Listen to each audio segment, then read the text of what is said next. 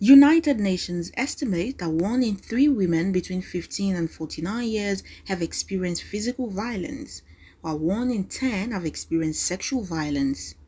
Given this disturbing revelation, civil society organizations with interest in women's rights gather in Abuja for the launch of the Gender-Based Violence Reporting Handbook.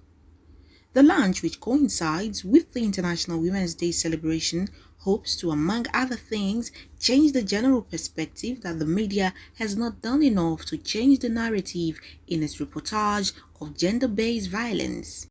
We at CGID see our responsibility as that of strengthening the media and educating the media and giving the media the resources it requires to do its job better in demanding accountability of all people that have power to do something about these things, of everyone, of the government, of market forces that have power, of everyone that has power. Our job is to strengthen the media to do a slightly better job.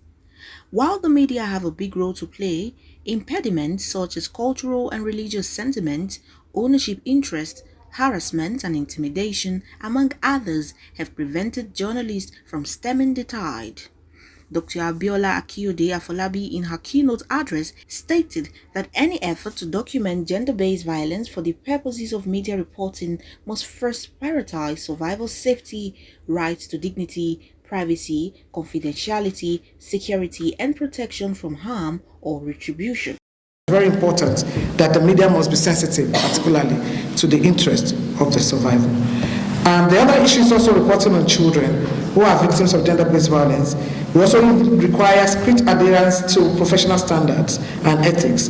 Most international and national ethical codes on journalism and media practice have provisions on how to handle children when reporting the news relating to them. The 15-chapter handbook by 17 authors from the academia, journalism, media practice, technocrats, and the civil society focuses on how journalists in Nigeria and West Africa can harness the power of the media to curb the scourge of gender-based violence.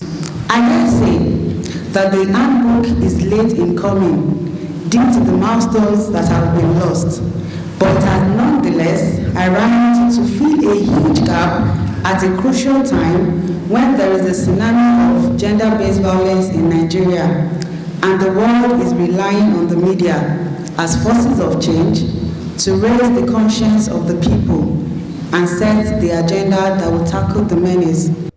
Supporting access to justice, strengthening capacity of media and ethical reportage on gender-based violence cases, provision of specialized training for gender-based violence responders are ways forward civil society organizations believe will strengthen proactive approach to the issues of violence against women and children. Oluwatobi Enitan, Viable TV.